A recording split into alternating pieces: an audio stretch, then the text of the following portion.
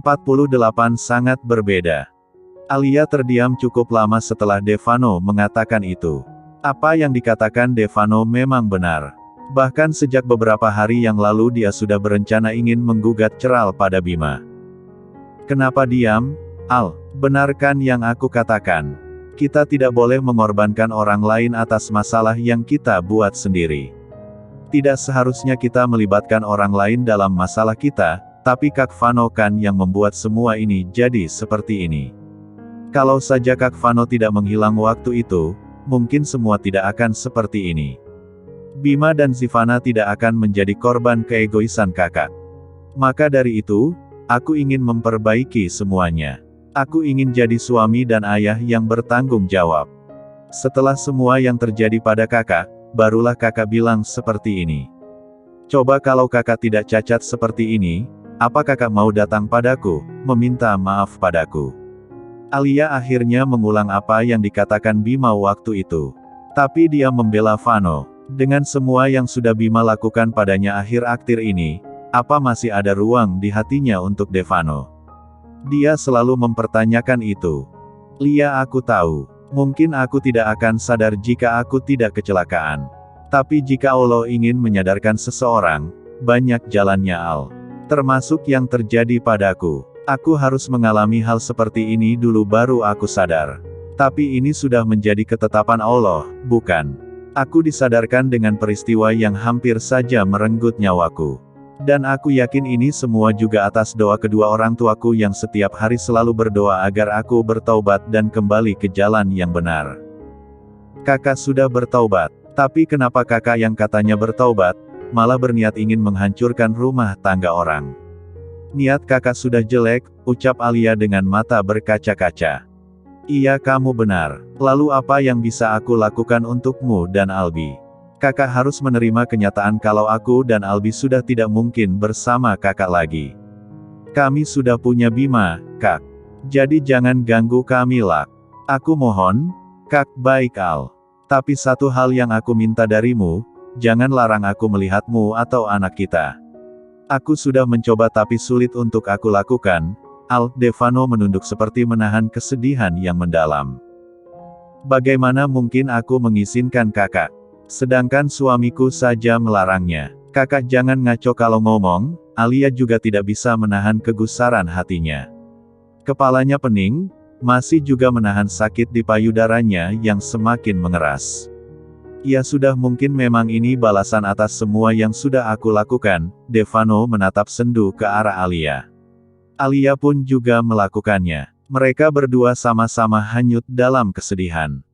Alia merasa bersalah pada Bima karena sudah mengingkari janjinya. Dia telah bertemu dengan Devano dan sekarang malah semobil dengan laki-laki itu.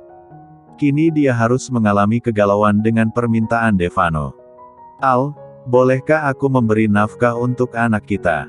Aku juga ayahnya. Aku ingin berbuat sesuatu untuk anakku. Boleh kan? Enggak Kak, enggak. Aku gak mau kakak berbuat sesuatu untuk anakku. Dia anakku ya Kak. Bukan anak kakak. Tapi aku ayah biologisnya.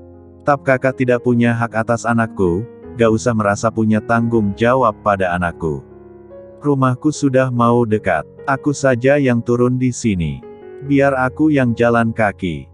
Kakak pulang saja dengan taksi ini. Pak berhenti. Al, jangan seperti itu. Biar aku saja yang turun. Jangan kamu yang turun. Devano yang 8 menggunakan kruk lebih lambat dibanding Alia. Alia keluar lebih dulu. Alia keluar dari taksi. Dia berjalan kaki dengan cepat agar tidak terkejar oleh Devano. Sesekali dia menoleh ke belakang tapi sepertinya Devano sudah tidak mengejarnya. Lak, kamu sudah pulang? Al, tanya Eva saat membukakan pintu untuk Alia. Iya, Ma. Albi mana? Biar aku susuin dia. Mata Alia terlihat sembab. Kamu kenapa? Abis nangis. Jangan susuin Albi dulu. Kamu mandi dulu biar bersih dan keluarkan dulu ASImu sedikit, baru kamu susuin Albi. Kenapa tidak kamu pompa tadi di kampus? Aku malu kalau pumping di kampus. Memangnya tidak ada tempat buat pumping? Ada, Ma. Alia mengambil handuk dan segera mandi sebelum menyusui Albi sesuai perintah mamanya. Setelah Selesai mandi, Alia segera ke kamar untuk menyusui Albi. Lega rasanya setelah lama menahan di jalan, akhirnya bisa ia salurkan untuk putra kesayangannya. Wajah bayi memang masih berubah-ubah. Tapi Alia tahu setiap melihat Albi, dia selalu mengingat Devano. "Kamu bertengkar lagi dengan Bima?"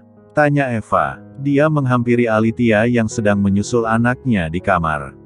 "Tidak Ma, malah hubungan kami semakin baik," jawab Alia tanpa melihat mamanya. Pandangannya tetap fokus pada bayi yang sedang disusuinya. "Ya baguslah kalau begitu. Mama harap kamu tidak berpikir ingin bercerai dari Bima. Mama tidak akan setuju. Lagi pula kalau kamu ingin bercerai, apa alasanmu? Kalau mengajukan gugatan cerai itu harus ada alasan kuat Iho. Kalau gak ada, ya gak bisa Al. Kamu kira bercerai itu mudah? Ma, aku sedang menyusui Albi, tolong jangan bahas itu lagi." "Lalu kamu menangis kenapa itu? Mama tahu matamu tadi sembab saat sampai rumah. Kamu abis nangis kan?" desak Eva. "Tidak Ma, hanya kelilipan saja waktu baru turun dari taksi. Kamu naik taksi?"